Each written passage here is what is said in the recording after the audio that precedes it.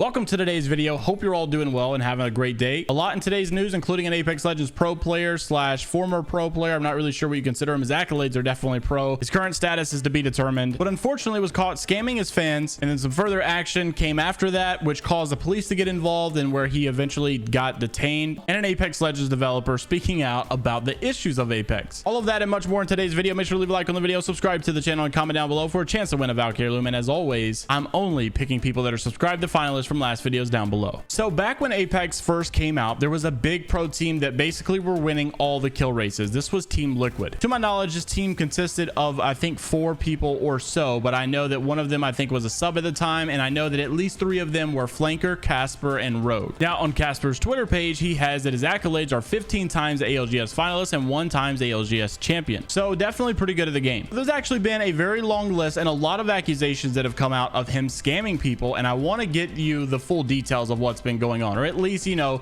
the most of the full details. And before I jump into it, I just want to say the viewer discretion is slightly advised. I mean, yeah, I'm not going to say anything. I'm not going to show anything specific, but there is a part that I'll block out, and basically that part is KMS. I just don't want to show or say anything like that because the YouTube audio transcription will freak out. So you guys know a guy by the name Hotsick. I've talked about him quite a few times on the channel, and he's actually currently with Team Liquid. And he said, myself and the team have been receiving DMs about people purchasing stuff from Liquid Casper and not receiving it. Listen, he's not affiliated with myself, neither the team or Team Liquid, obviously, and I wanted to signal this boost to the community so that they can take extra safety measures when buying from him. These are tweets showing, you know, he's actually blocked out the names, but saying, hey, you know, he said he was selling his PS5. I tried to order it. I paid him. He won't respond to me and all this stuff. And we've actually heard multiple accusations like this. I never talked about him because I just thought, okay, you know, maybe someone's just trying to get some attention. But there's actually not just this one guy, not just this 2 guys in the you know, comment section here. There's been like multiple people that have come out and said, I tried to buy this. He didn't give it to me. I won this giveaway and he didn't give it to me. So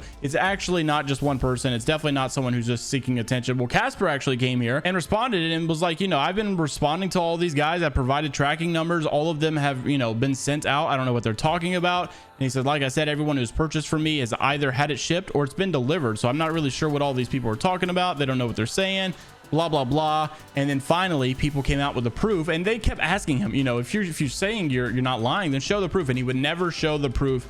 And this is where it all broke down and things got really out of hand. And I just want to say once again, viewer discretion slightly advised. So he said on Twitter, I'm a terrible person. I've done some super crappy things. Everyone that's trying to back me up, just stop. I'm really sorry to Sarah and to Team Liquid. I'm also very sorry. I'm sure everyone will find out soon, but I'm paying everyone back. And then he says, I'm going to KMS to prevent anyone from being hurt again. Now, obviously, I don't agree with the scamming. There's no excuse for that whatsoever. And but I never want someone to result in this being the only option. It's very sad to see someone in a poor mental state. Sometimes people can argue, you know, they're just pulling that card so that people will feel bad for them. They never actually do anything. Well, in my opinion, personally, it's not worth testing out. It's really hard to gauge how truthful someone is being with this kind of stuff, but it's nothing I would ever want to play with. I would never want anyone to lose their life over something like this. And I don't think anybody wants to see this guy gone. They just simply want him to stand up, take accountability, deal with the repercussions, deal with the backlash, deal with the constant, you know, going to be at a disadvantage in the people's favor because they know what your past is. There's always some path out there in which you can regain. So like I said, there's absolutely no excuse whatsoever for the scamming. It's absolutely insane to be able to abuse, you know, the trust that people have in you because you are a bigger name, because you do have Twitch followers, you are a Twitch streamer, you're a pro player. I get absolutely disgusted when people, you know, especially like Hollywood movie stars, use their status of celebrity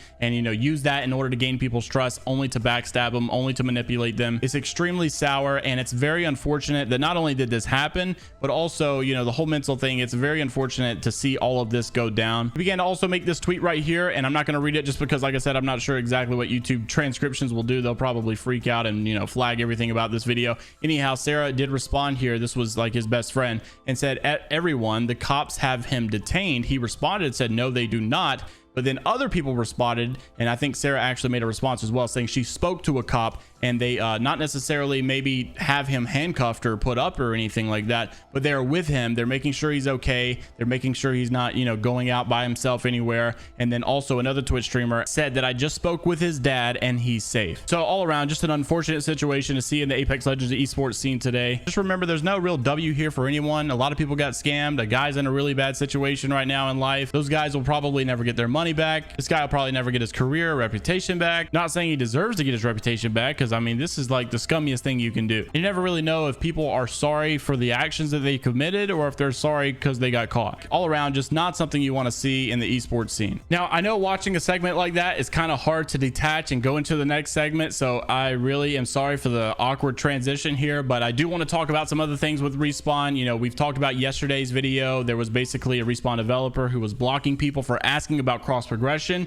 Well, Alexa, I actually saw this tweet from a couple of days ago. This is a Respawn developer, and it actually makes us a little bit more aware as to why, you know, number one, they could be blocking people. Number two, they just aren't listening. Number three, they're not responding. Number four, they just don't, you know, actually add the additions or the updates that we say that they should add. And this actually makes total sense. So Push Dustin said, game devs, what's something that you wish the general public knew about making games? And Alexa, which is a senior designer over at Respawn, said that we listen to your problems, just not your solutions. And she also follows it up by saying, it's not because we think your solutions are bad. There are many solutions to a problem. Knowing the problem gives us more data to consider, and if something changes in the future, we can make sure we will still avoid the same problem before it happens. Taking a suggested solution instead of the problem is kind of like following driving directions from a passenger without knowing where they want to go. There could be road closures or traffic to avoid, but you won't know to do so unless you know the destination that they want to reach. So this makes a lot more sense as to why, you know, we say, hey, here's a problem, here's a solution, and they don't always necessarily take us up on that. And that's why we don't see a lot of the additions that we think should be in the game. Now, this one's really tough because I definitely don't agree with the people that are just average gamers out there, you know, debating game devs and telling them why they're wrong. I mean, these guys definitely know what they're talking about. They got a lot more experience than we do.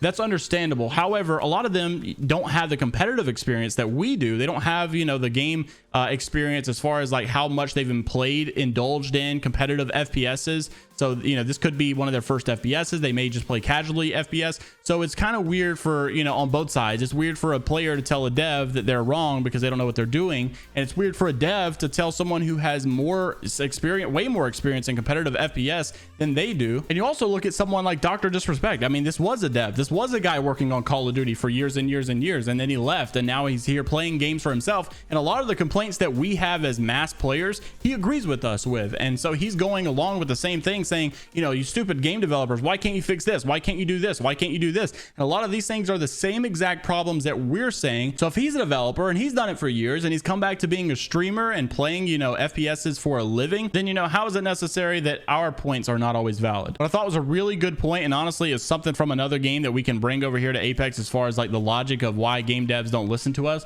This guy's name's Hamza. He's over on the challenger scene for the Call of Duty pro scene. Basically, it's like a semi-pro scene under the actual pro league. And he said, I'm still mind blown that the league completely ignored 1,700 signatures signed by the amateurs and pro players and comp supporters that we agree that the format should be changed immediately. Is kind of sad. Basically, if you guys don't know what happened, Call of Duty Champs is coming around. The challengers, they have this format is completely bogus. It's excluding people that should be qualified, and it's making them not able to qualify just because of some stupid rule. And so they had a petition. All the people signed it. People were like freaking out, and it got so much support. And the league was like, nah, who cares? Don't care about the stupid petition. They moved on anyways. And what made someone who made a really good point was Matt. He responded and said, I think what's even more mind-blowing is how it's not even surprising that they did it. And what's really weird is how we're still surprised, like, oh, I can't believe Respawn's blocking people. I can't believe Respawn didn't listen to us. I can't believe Respawn's, you know, doing money grabs. I mean, why are we still mind blown by this stuff? I mean, it's the normal now. One thing you got to keep note of, though, is you can't just bundle all of Respawn into one big ball and consider them all the same. There's a lot of really good people over there who know what they're doing, who have genuine passion for the people and the players. Some of these guys over there working, I think, could care less about or couldn't care less actually about what we say or what we feel or anything like that. But Tooncraft, who is also Moy, the animator for Apex Legends, you guys know him as Tooncraft on YouTube. You know, this guy has been the best dev at Apex. Honestly, since the game came out, I just didn't know it. He's been in my top 3 and currently my number 1 for about 2 years.